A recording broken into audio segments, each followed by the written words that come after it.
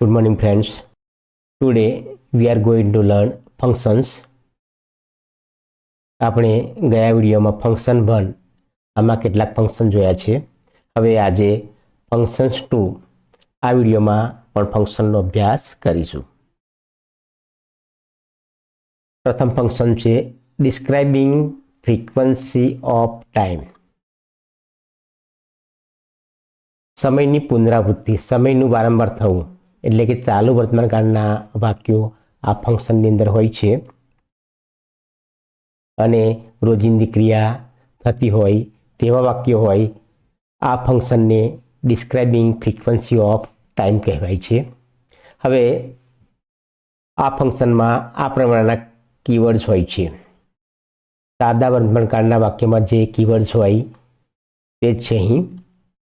Always એટલે કે હંમેશા, નેવર કદાપી નહીં, સમટાઈમ્સ કોઈક વાર, ઓફન વારંવાર, યુઝ્યુઅલી જનરલી આનો અર્થ થાય છે સામાન્ય રીતે, ફ્રીક્વન્ટલી વારંવાર, ઓકેશનલી પ્રસંગોપાત, ઓલમોસ્ટ લગભગ, નેવર ડેઇલી દરરોજ, એવરીડે એટલે પણ દરરોજ, રેગ્યુલરલી એટલે કે નિયમિત. આ બધા શબ્દો સાદા વર્તમાનકાળની અંદર આવતા હોય છે. સાદા વર્તમાનકાળની અંદર જે ક્રિયા હોય છે તે દૈનિક રોજિંદી થતી હોય છે, રોજ દરરોજની ક્રિયા હોય છે. તો આવા વાક્યોને આપણે ડિસ્ક્રાઇબિંગ ફ્રીક્વન્સી ઓફ ટાઈમ નામના ફંક્શન તરીકે ઓળખીશું. હવે કેટલાક ઉદાહરણો જોઈએ. પ્રથમ વાક્ય, I always go to school. હું હંમેશા શાળાએ જાઉં છું. જો અહીં ક્રિયાપદનું મૂળ રૂપ છે ગો, એટલે કાળ છે આપણો સાદો વર્તમાન કાળ, અને આ કીવર્ડ છે અહીંયા ઓલવેઝ. રોજિંદી ક્રિયા છે શાળાએ જવાની. બીજું વાક્ય, મોના ઓકેશનલી એટેન્ડ્સ ધ પાર્ટી. મોના પ્રસંગોપાત પાર્ટીમાં જાય છે, પાર્ટીમાં હાજરી આપે છે. તો અહીં જે શબ્દ છે આપણો ઓકેશનલી પ્રસંગોપાત, અને વાક્ય પણ આપણું છે સાદા વર્તમાનકાળનું એટેન્ડ હાજરી આપી, ક્રિયાપદનું મૂળ રૂપ છે. સાથે સાથે આપણે કાળની પણ પ્રેક્ટિસ કરી લઈએ, અને મૂળ રૂપને એસ પ્રત્યે લાગતો હોય છે. મોના ત્રીજો પુરુષ એકવચન માટે અહીં એસ પ્રત્યય લાગ્યો છે. મોના પ્રસંગોપાત પાર્ટીમાં હાજરી આપે છે. ત્રીજું વાક્ય જોઈએ. Lata never complains about homework. Lata કદાપી ગૃહકાર્ય વિશે ફરિયાદ કરતી નથી.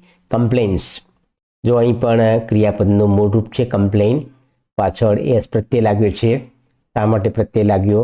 તો લતા ત્રીજો પુરુષ એકવચન છે, અને સાદા વર્તમાનકાળની અંદર ત્રીજો પુરુષ એકવચન હોય કરતા તો ક્રિયાપદને એસ કે યસ પ્રત્યય લાગતો હોય છે. આ ફંક્શન છે આપણું ડિસ્ક્રાઇબિંગ ફ્રીક્વન્સી ઓફ ટાઈમ. એ એક પ્રકારના સાદા વર્તમાનકાળના વાક્યો જ છે. પછીનું વાક્ય જોઈએ. હિયાન્સી યુઝ્યુઅલી, હિયાન્સી સામાન્ય રીતે, takes butter milk in lunch. Hiyansi સામાન્ય રીતે લંચમાં બટર મિલ્ક લે છે.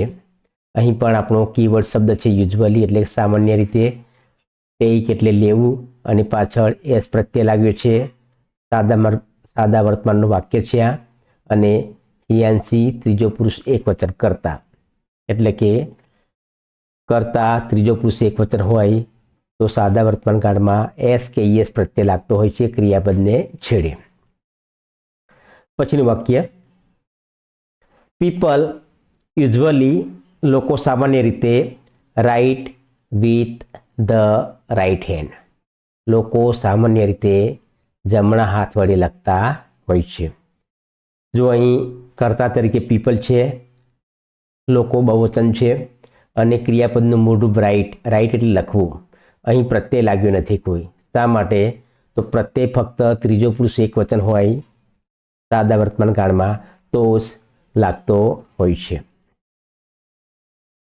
પછીનું વાક્ય, સમટાઈમ્સ કેટલીક વાર, my mother cooks Italian dishes, કેટલીક વાર મારી માતા ઇટાલિયન ડિશિસ બનાવે છે.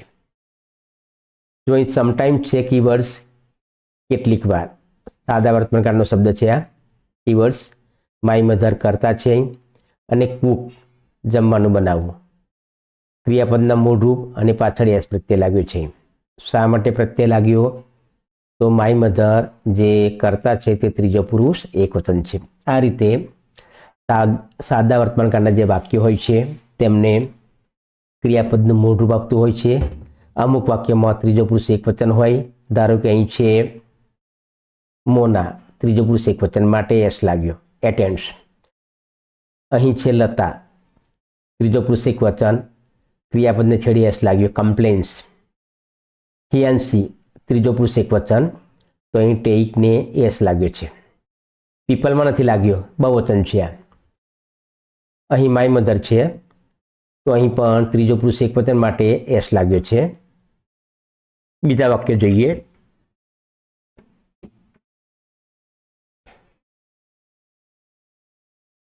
My grandmother often tells us a story, મારી દાદીમાં વારંવાર અમને વાર્તાઓ કહે છે.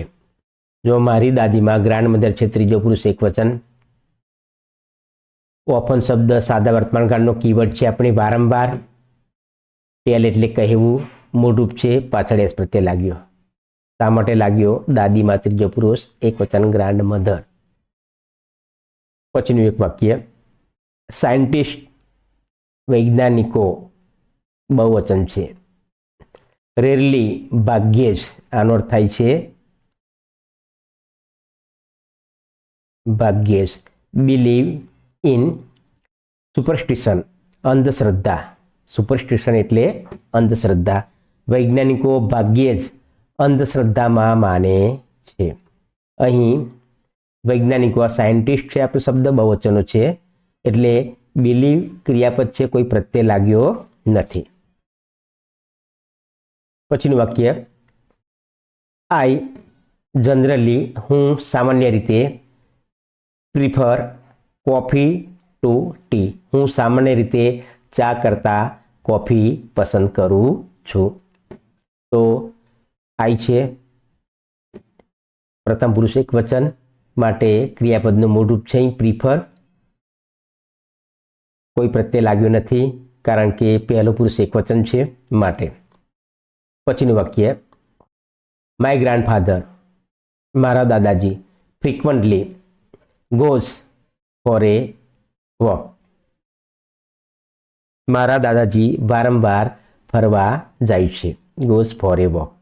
અહીં પણ ગ્રાન્ડફાધર ત્રીજો પુરુષ એકવચન છે અને ક્રિયાપદનું મૂળરૂપ છે ગો, તો પાછળ એસ પ્રત્યય લાગ્યો. તો અહીં આપણે સાદા વર્તમાન કાળના જ વાક્યો છે દરેક, અને આ ફંક્શન છે એને આપણે કહીશું ડિસ્ક્રાઇબિંગ ફ્રીક્વન્સી ઓફ ટાઈમ, સમયની પુનરાવૃત્તિ. સમયનું વારંવાર, કોઈ ક્રિયાનું સમયમાં વારંવાર થવું. એટલે કે અહીં આમ જોઈએ તો આપણો સાદો વર્તમાન કાળ, સાદા વર્તમાન કાળના જ વાક્યો હોય છે અને ખાસ એ ખ્યાલ રાખવાનો કે મોટે ભાગે દરેક ક્રિયાપદમાં મૂળરૂપ હોય છે ગો.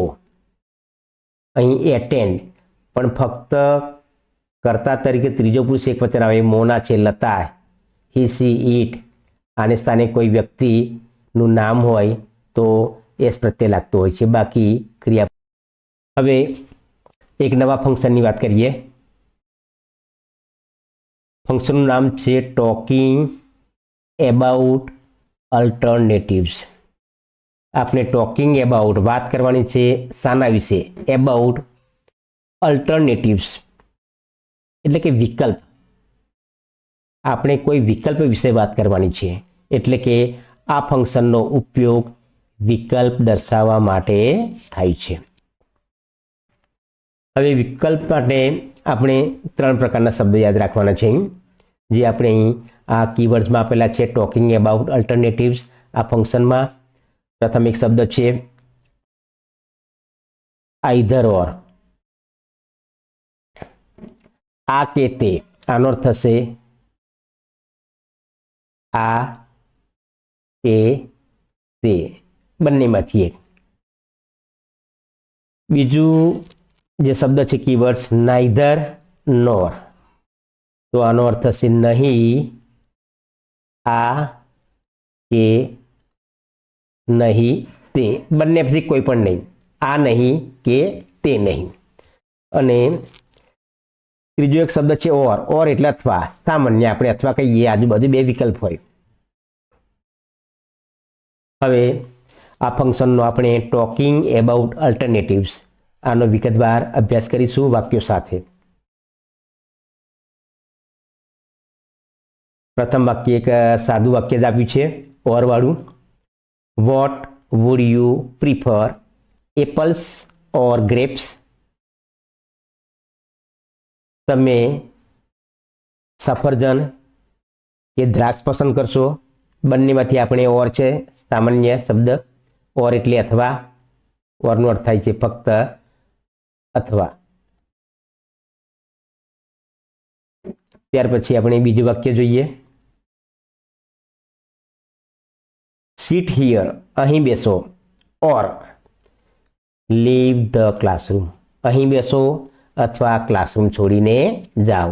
તો આ પણ ઓર અહીં અથવા શબ્દ છે, બરાબર. એટલે આપણું ફંક્શન છે ટોકિંગ અબાઉટ અલ્ટરનેટિવ્સ. આ શબ્દ આપણે યાદ રાખવાનો છે, અલ્ટરનેટિવ્સ. અલ્ટરનેટિવ્સ એટલે વિકલ્પ. ટોકિંગ અબાઉટ ના વિશે વાત કરવી. ત્રીજું વાક્ય જોઈએ. I will go to school or to hospital. હું શાળાએ જઈશ અથવા તો દવાખાને જઈશ, હોસ્પિટલમાં જઈશ. પછીનું એક વાક્ય છે Babliba would take either tea or coffee. જો અહીં અર્થ છે આપણે લખ્યું છે આગળ આઈધર ઓર, આ કે તે, બંને વિકલ્પમાંથી એક વિકલ્પ આપણે સ્વીકારવાનો હોય છે.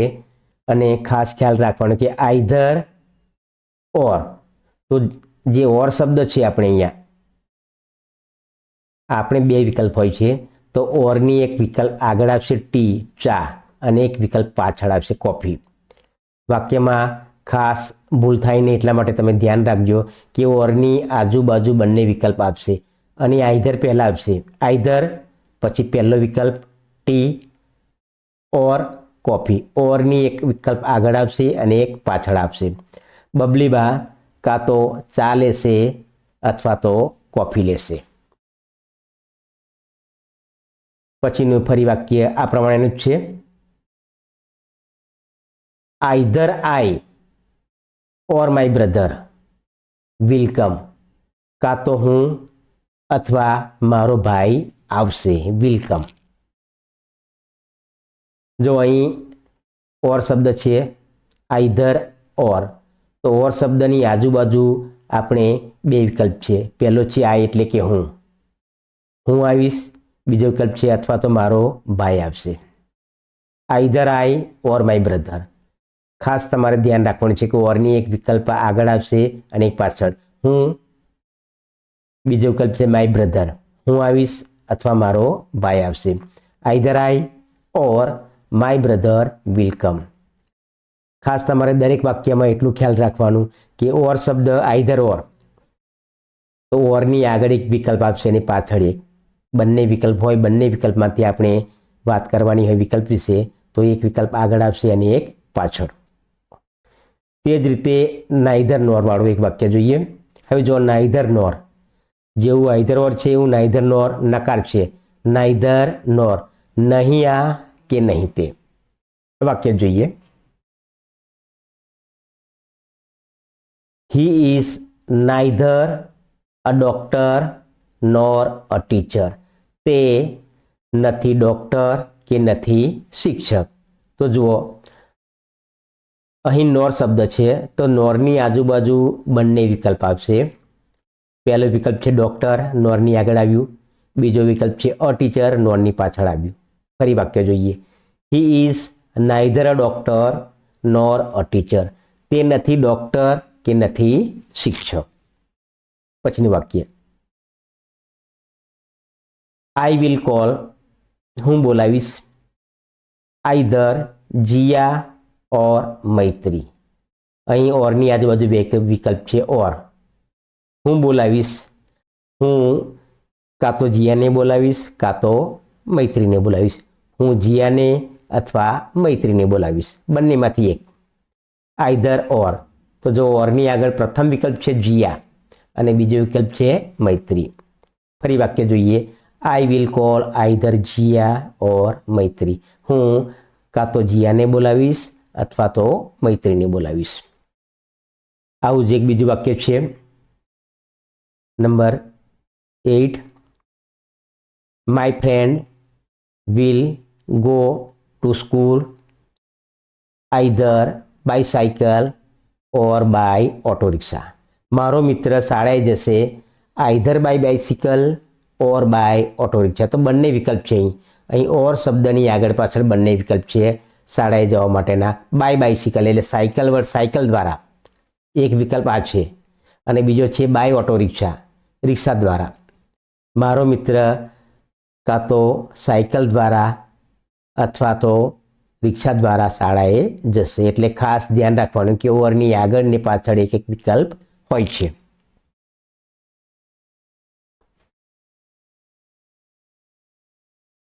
પછીનું એક વાક્ય જોઈએ.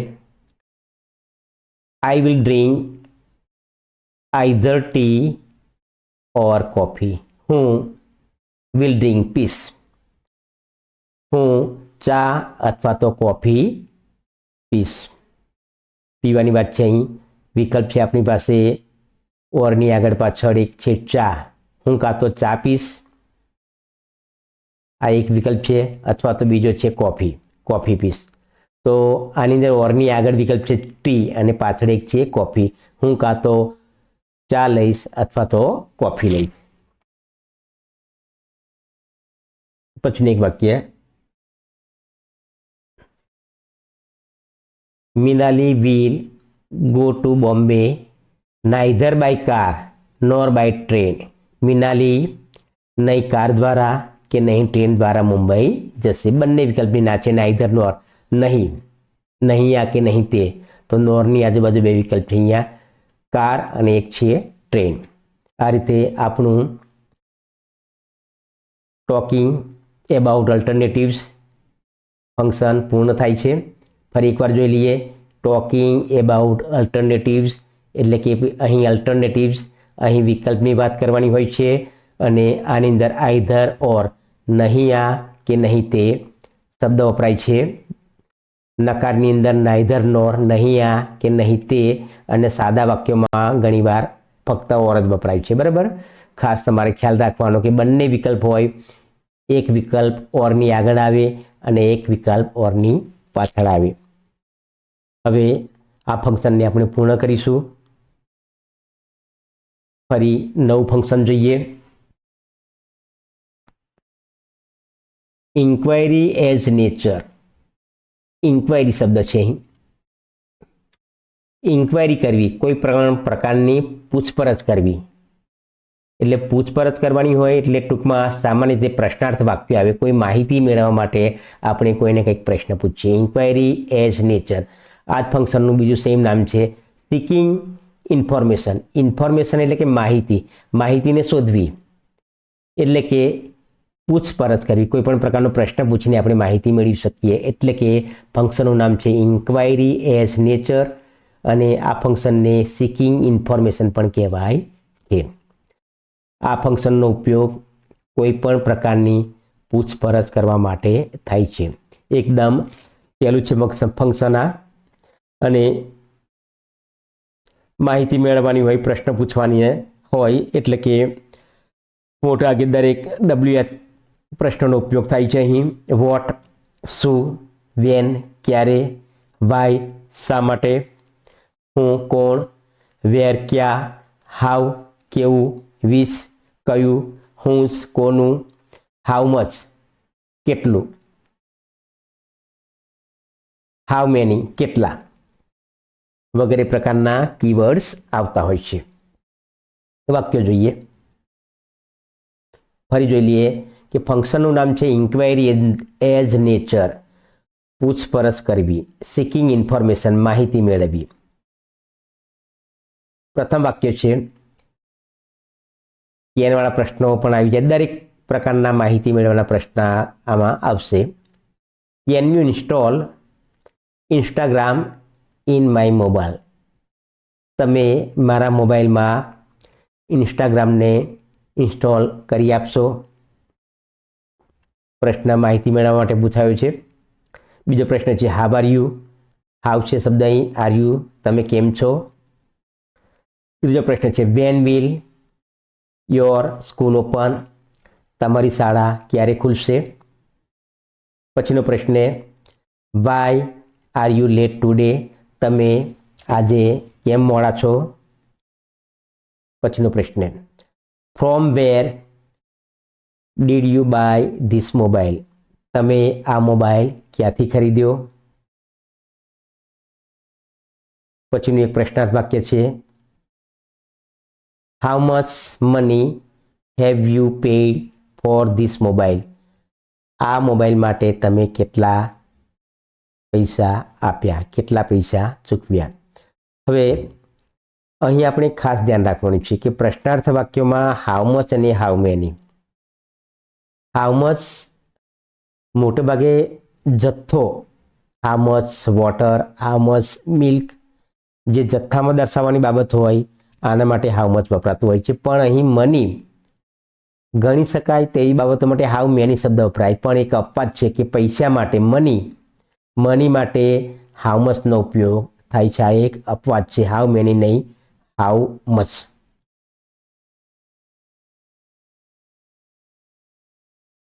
હવે એક નવા ફંક્શનનો અભ્યાસ કરીશું.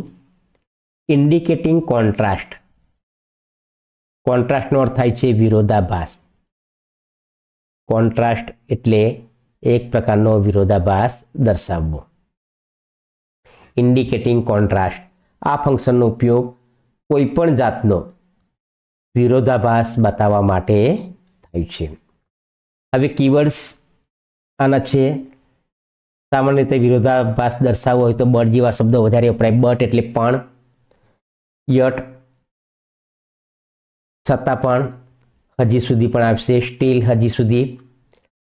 પછી ધો, એલ્ધો અને હાવ એવર ત્રણેયનો એક જ અર્થ થાય છે જોકે. ધો, એલ્ધો અને હાવ એવર જોકે આ ત્રણેય શબ્દો વાક્યમાં શરૂઆતમાં જ આવતા હોય છે. Even though, even if, as, despite, in spite of વગેરે શબ્દો. આ દરેક પ્રકારના શબ્દો છે તે વાક્યની અંદર વિરોધાભાસ દર્શાવવા માટે આનો ઉપયોગ થતો હોય છે. અને આપણા ફંક્શનનું નામ છે ઇન્ડિકેટિંગ કોન્ટ્રાસ્ટ. ફરી જોઈ લો, ઇન્ડિકેટિંગ કોન્ટ્રાસ્ટ. કોન્ટ્રાસ્ટ એટલે વિરોધાભાસ અને દર્શાવવું. ઇન્ડિકેટિંગ એટલે વિરોધાભાસ દર્શાવવો. વાક્ય જોઈશું.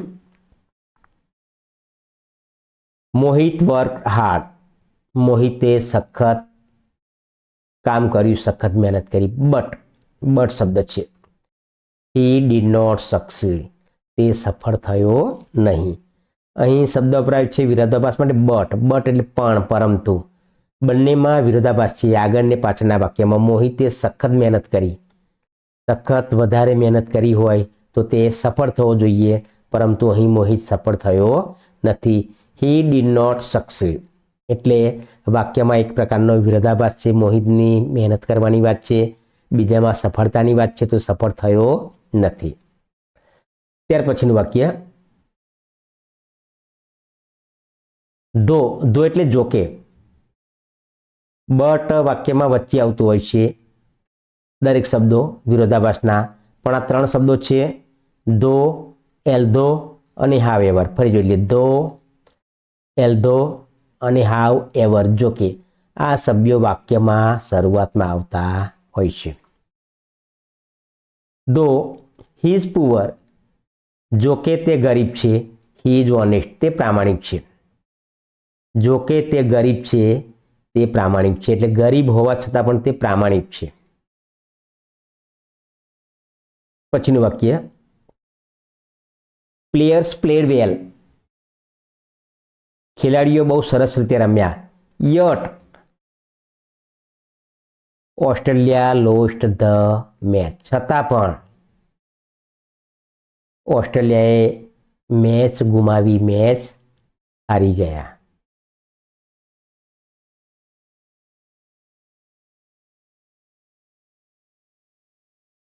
હવે એક નવા ફંક્શનનો અભ્યાસ કરીએ.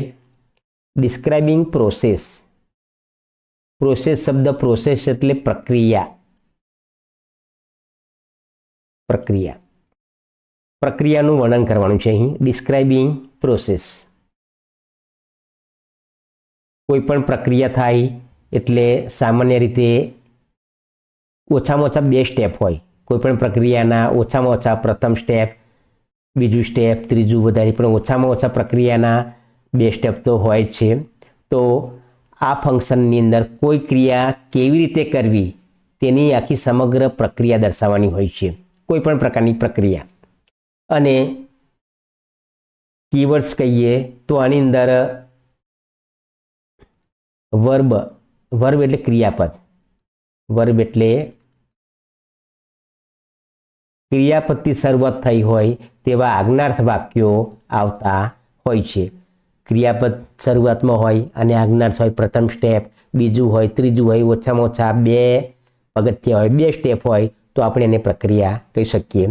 તો આ ડિસ્ક્રાઇબિંગ પ્રોસેસ નામના ફંક્શનમાં કેવા પ્રકારના વાક્યો આવે તે આપણે જોઈએ. pour some water into the pan. pour એટલે રેડો, some water into the pan, કોઈ પાત્રમાં, વાસણમાં થોડુંક પાણી લો. and heat it for a while, અને થોડો સમય તેને ગરમ કરો. બરાબર. તો આ પ્રક્રિયાથી પહેલું પાણીને આપણે લેવાનું છે some water, અને ક્રિયાપદ છે pour. બીજા વાક્યમાં ક્રિયાપદ છે હીટ, ગરમ કરવાનું છે. એટલે ઓછામાં ઓછા ક્યાંક 2 તો આની અંદર ક્રિયાપદો આવે જ. ઓછામાં ઓછા 2 સ્ટેપ આવે પ્રક્રિયાના. તો આને કહેવાશે ડિસ્ક્રાઇબિંગ પ્રોસેસ. પછીનું વાક્ય, હીટ ધ મિલ્ક. હીટ ગરમ કરો, ધ મિલ્ક દૂધને ગરમ કરો. એન્ડ અને એડ એટલે ઉમેરો. સમ સુગર ટુ ઇટ, તેમાં કેટલીક ખાંડ ઉમેરો. તો આની અંદર પણ પ્રોસેસના 2 પગથિયા છે. એક તો પ્રથમ મિલ્કને, દૂધને ગરમ કરવાની વાત છે. બીજું સ્ટેપ છે add some sugar to it, તેમાં કેટલીક ખાંડને નાખવાની છે. તો આ થયું આપણું ફંક્શન છે ડિસ્ક્રાઇબિંગ પ્રોસેસ. આની અંદર 2 સ્ટેપ છે પ્રક્રિયાના. પુટ બટર, બટરને મૂકો ઇન એ પેન, કોઈ પાત્રમાં બટરને મૂકો. પુટ એટલે મૂકવું, પહેલું પ્રથમ ક્રિયાપદ છે. એન્ડ બોઇલ, બોઇલ એટલે ઉકાળવું. ઇટ ફોર સમ ટાઈમ, કેટલાક સમય સુધી તેને ઉકાળો. તો આ પણ એક પ્રકારની પ્રોસેસ, પ્રક્રિયા થઈ. પ્રથમ છે પુટ ક્રિયાપદ છે. પુટ એટલે મૂકો, બટર ઇન એ પેન પાત્રમાં, વાસણમાં, બોઇલ એટલે ઉકાળો, ઇટ ફોર સમ ટાઈમ. પછીનું એક ડિસ્ક્રાઇબિંગ પ્રોસેસનું વાક્ય છે અહીં, ગો સ્ટ્રેઇટ. ગો એટલે જવું, સીધા જ જાઓ. એન્ડ અને ધેન પછી ટેક એ રાઈટ ટર્ન, પછી રાઈટ જમણી તરફ ટર્ન લો, વળો. તો આની અંદર પણ પ્રક્રિયાના 2 સ્ટેપ છે. પ્રથમ ક્રિયાપદ છે ગો, જવું, સીધા જ. એન્ડ પછીનું જે પ્રોસેસનો સ્ટેપ છે ટેક ક્રિયાપદ છે અહીંયા. ટેક એ રાઈટ ટર્ન, જમણી બાજુનો વળાંક લો. તો આની અંદર 2 સ્ટેપ છે પ્રક્રિયાના.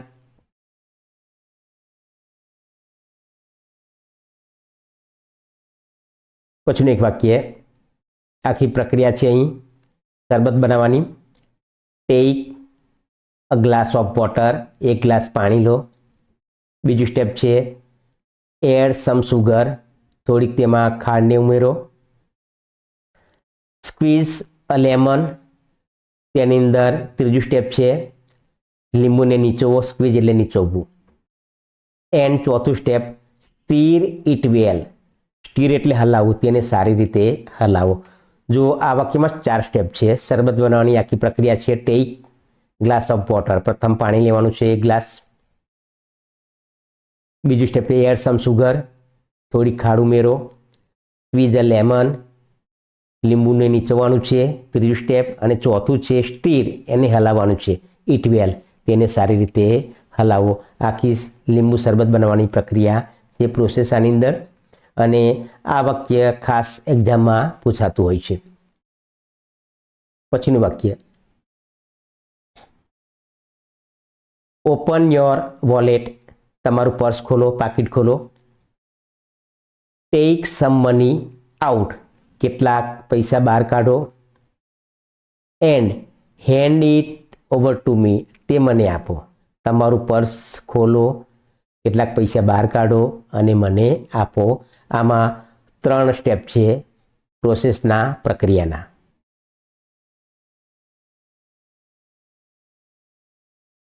હવે એક નવા ફંક્શનની વાત કરીએ.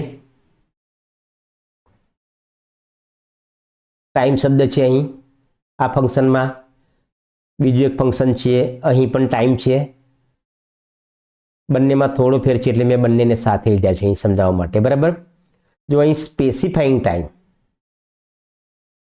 ટાઈમ એટલે સમય, સ્પેસિફાઈંગ ટાઈમ, સમય નિર્ધારિત કરવો. આ ફંક્શન દ્વારા કોઈ પણ ક્રિયાનો સમય જાણી શકાય છે. ક્રિયા ક્યારે થાય છે, ક્રિયાનો સમય આનાથી આપણને જાણવા મળે છે. સ્પેસિફાઈંગ ટાઈમ, સમય નિર્ધારિત કરવો. ક્રિયા ક્યારે થાય છે તે જાણી શકાય છે. જ્યારે આ ફંક્શનમાં ડિસ્ક્રાઇબિંગ ટાઈમ, સમય હોય, કોઈ પણ સમય, જ્યારે કે અત્યારે છે,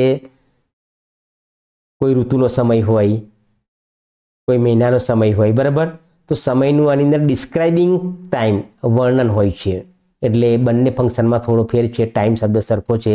ડિસ્ક્રાઇબિંગ ટાઈમ એટલે સમયનું વર્ણન હોય છે, અને સ્પેસિફાઈંગ ટાઈમ એટલે સમય નિર્ધારિત કરવો, એટલે સમય, ક્રિયાનો સમય જાણી શકાય છે.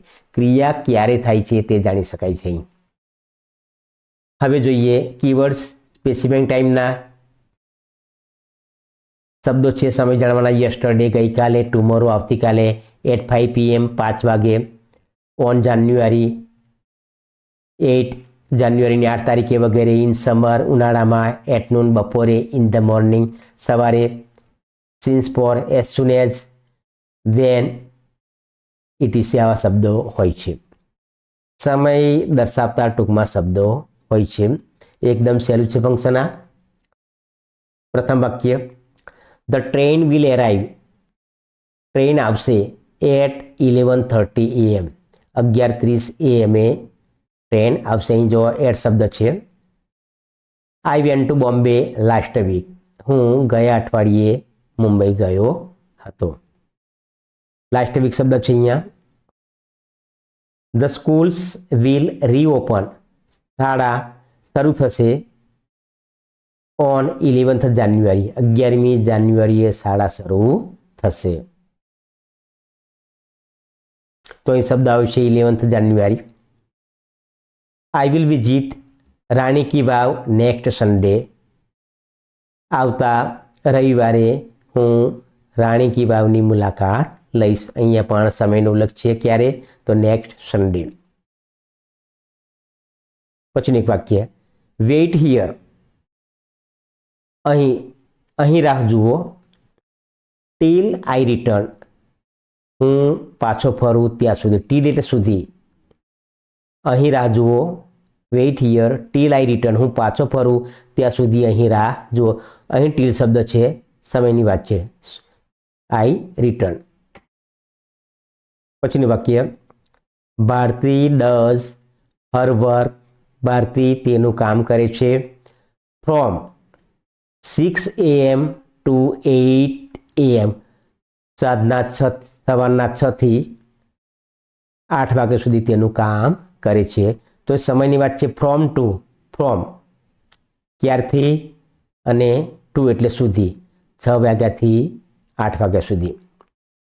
આ રીતે જે આ સમયની વાત છે તો આની અંદર સ્પેસિફાઈંગ ટાઈમ છે, બરાબર. સમય ક્રિયા ક્યારે સમય થાય છે તે જાણી શકાય છે, બરાબર. સમયનો ચોક્કસ ઉલ્લેખ હોય છે. જ્યારે ટાઈમની વાત છે, બીજું ફંક્શન છે ડિસ્ક્રાઇબિંગ ટાઈમ. સમય છે, સમયનું વર્ણન હોય છે. સમય કેવું એનું કોઈ પ્રકારનું વર્ણન હોય છે. ધારો કે અહીં પ્રથમ વાક્ય જોઈએ આપણે કે વિન્ટર, સમય શિયાળાનો છે. વિન્ટર એટલે શિયાળો. તો એ જે કોલ્ડ સિઝન, શિયાળો એકદમ ઠંડી ઋતુ છે, તો આનું શિયાળામાં ઠંડી હોય છે આવું કંઈક એનું એ સમયનું શિયાળાના સમય દરમિયાનનું વર્ણન છે. અહીંયા ડિસ્ક્રાઇબિંગ ટાઈમ જે ઠંડી હોય છે આ ઋતુમાં. ઇટ વોઝ એ લોંગ, બહુ જ લાંબો, એન્ડ ટાયરિંગ ડે, બહુ જ લાંબો અને થાક લાગે તેવો દિવસ હતો. બહુ કામ કર્યું હોય, દિવસ બહુ મુશ્કેલીથી પસાર થયો હતો. આપણે એવું કહીએ કે લોંગ એન્ડ ટાયરિંગ ડે, બહુ લાંબો અને થાક લાગે તેવો દિવસ હતો. તો અહીં જે આખા દિવસના સમયની વાત છે કે આખો તમારો ડેનો સમય, દિવસ પણ કેવો આખો ગયો એનું વર્ણન છે કે બહુ જ લાંબો અને થાક લાગે તેવો હતો. તો આ પ્રકારે આપણા બે ફંક્શન પૂરા થાય છે. સ્પેસિફાઈંગ ટાઈમ, ફરી સમય ક્રિયા ક્યારે થાય છે આનાથી સમય જાણી શકાય છે. અને ડિસ્ક્રાઇબિંગમાં વર્ણન હોય છે સમયનું કોઈ પણ પ્રકારનું. હવે નવું ફંક્શન જોઈએ, એક્સપ્રેસિંગ પ્લેઝન્ટરીઝ અથવા બીજું નામ છે નાઇસિટીઝ. તો આ ફંક્શનમાં એક્સપ્રેસિંગ પ્લેઝન્ટરીઝ અથવા તો નાઇસિટીઝમાં કોઈ અભિવાદન હોય, શુભેચ્છા, આવા શિષ્ટાચાર દર્શાવતા વાક્ય હોય છે કે જેનાથી વાતચીત કરનાર ખુશી અથવા તો દુઃખ વ્યક્ત કરી શકે. તો આ ફંક્શનને એક્સપ્રેસિંગ પ્લેઝન્ટરીઝ અથવા તો બીજું નામ છે નાઇસિટીઝ કહેવાય છે. હવે કીવર્ડ્સમાં આવા શબ્દો આવતા હોય છે: કોંગ્રેચ્યુલેશન્સ, હુર્રા, થેન્ક યુ, સોરી અને વિશ યુ વગેરે. ટૂંકમાં એક પ્રકારની સામાન્ય વાતચીત છે અને આની અંદર આવા અભિવાદન હોય છે, શુભેચ્છા, શિષ્ટાચાર દર્શાવતા વાક્યો હોય વગેરે આની અંદર હોય છે. વાક્ય જોઈએ: congratulations, you have won the match. તમને અભિનંદન છે, તમે મેચ જીતી ગયા. પછીનું વાક્ય: આઈ એમ સોરી દિલગીર છું, આઈ હર્ટ યુ. મેં તારી લાગણી દુભી, તને ઈજા પહોંચાડી. પછીનું વાક્ય: wish you all the best. કોઈને શુભેચ્છા આપવાની હોય ત્યારે આપણે આ પ્રમાણે કહીએ છીએ wish you all the best. આની અંદર વિશ શબ્દ છે. It is so nice of you. આ તમારા માટે બહુ સારું રહેશે. સો નાઇસ ઓફ યુ છે એ શબ્દ. અને thank you for your kind support. આની અંદર થેન્ક યુ છે શબ્દ, તમારો આભાર તમારી મદદ બદલ. હવે આ રીતે આપણે ફંક્શનને પૂરું કરીએ છીએ. ટૂંકમાં એક્સપ્રેસિંગ પ્લેઝન્ટરીઝ અથવા નાઇસિટીઝ એટલે એક પ્રકારના સામાન્ય વાતચીત હોય છે. અભિવાદન, શુભેચ્છા જેવા શિષ્ટાચારના શબ્દો આપણે દર્શાવવાના હોય છે.